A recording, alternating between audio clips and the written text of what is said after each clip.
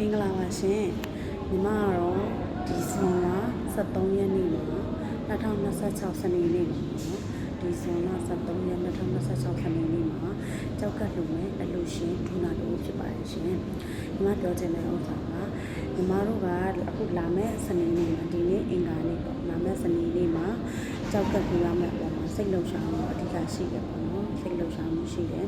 အဲ့ဒါလေးအကျိုးအကြောင်းလေးပြောချင်တယ်ပြချင်တယ်ညီမကကြောက်တတ်လို့မယ်ဆိုတာတခြားသူတွေညီမအမျိုးသားပေါ့နော်ညီမအမျိုးသားရဲ့လက်ရှိညီမနဲ့အနည်းကတွေ့ကြုံနေတဲ့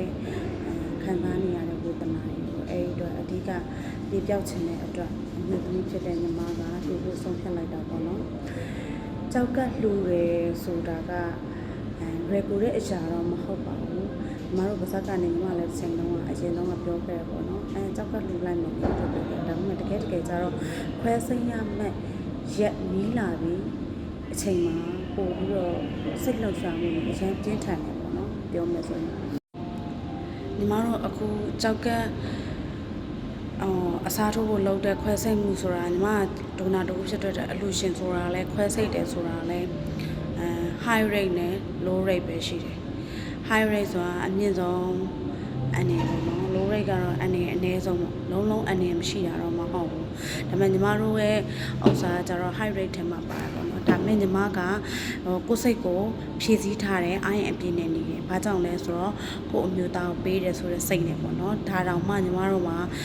ခါကြရင်လည်းအခုဒီရက်ပိုင်းတွေမှာသွားလက်တွေစိတ်စားလက်တွေစိတ်အဲ့လိုစိတ်တွေတော့အနည်းချင်းဖြစ်တယ်ပေါ့နော်ဒိုနာတယောက်ဆိုတော့တခြားသူတယောက်ရဲ့ဘဝကို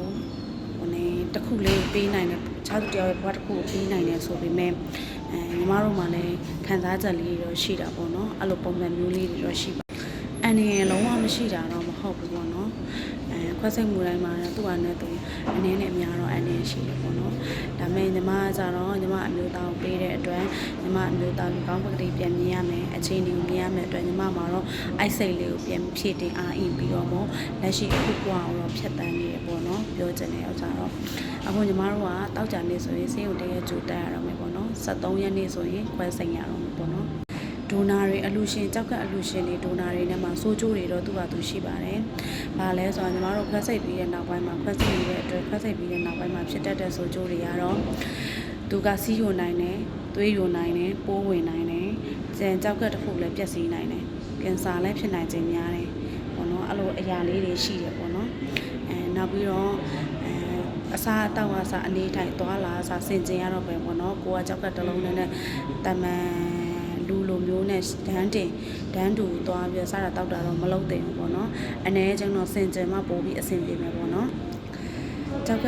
အလူရှင်တွေဒိုနာတယောက်ကလွယ်ကူတဲ့အရာတော့မဟုတ်ဘူးပေါ့နော်အစားထိုးဖို့ကိုညီမတို့ကပေးရတဲ့အတွက်ညီမတို့မှာကြံရှိနေတဲ့ကြောက်ကတစ်လုံးနဲ့အသက်တန်းစိတ်ဆက်ရှင်သွားဖို့အတွက်အနေထိုင်နေအစားတောက်တွေလည်းလိုအပ်ပါတယ်နောက်ဆက်တွဲဖြစ်နိုင်ခြင်းစိုးကျိုးတွေကိုလည်းအတက်နိုင်ဆုံးအနည်းဆုံးဖြစ်အောင်ကိုယ်တိုင်ဖန်တီးမှရမှာပေါ့နော်အလူရှင်တွေကအတက်နိုင်ဆုံးဆရာဝန်တွေညွှန်ကြားချက်တိုင်းကိုလိုက်နာသင့်ပါတယ်။ဆရာဝန်တွေနဲ့လည်းတိုင်ပင်ဆွေးနွေးပြီးတော့တည်ချာလုပ်သင့်ပါတယ်။ညီမကတော့ညီမအမျိုးသားကိုပေးရမှာဖြစ်တဲ့အတွက်ကောင်းမွန်တဲ့ဘဝလေးကိုရမယ်လို့မျှော်လင့်ချက်နဲ့လည်းယုံကြည်ချက်တွေနဲ့အကုန်လုံးစောင့်တည်ထားတဲ့အတွက်ညီမတို့အတွက်ကတော့စိတ်လှုပ်ရှားနေရင်တောင်မှဖြည့်သိမ့်နိုင်သေးတယ်ပေါ့နော်အဲ့လိုမျိုးအဲ့ဒါကြောင့်မလို့ညီမပြောချင်တဲ့အဓိပ္ပာယ်ကဒိုနာလုပ်တယ်ဆိုရင်ကြောက်ကအစားထိုးဖို့လူရန်တော့မယ်ညီမတို့ကကြောက်ကကိုရင်းကလေးစားတစ်ခုလူရန်တော့မယ်ဆိုရင်ဒီအတွက်ဆိုကြိုးစားရှိတယ်အဲ့ဒါတွေကိုလည်းကိုကသိခံနိုင်ရမယ်ပေါ့နော်အဲ့လိုမျိုးဖြစ်နော်ညီမတို့ခွဲစိတ်မဲ့အကြောင်းအရာလေးတွေကိုဆက်သင်ပေးပါမယ်ညီမတို့ကို like and subscribe လုပ်ထားပါအချိန်နဲ့တပြေးညီမတို့ဒီချက်တိုင်းအိန္ဒိယပေါ့အိန္ဒိယနိုင်ငံချက်တိုင်းမှာရှိနေတဲ့ညီမရဲ့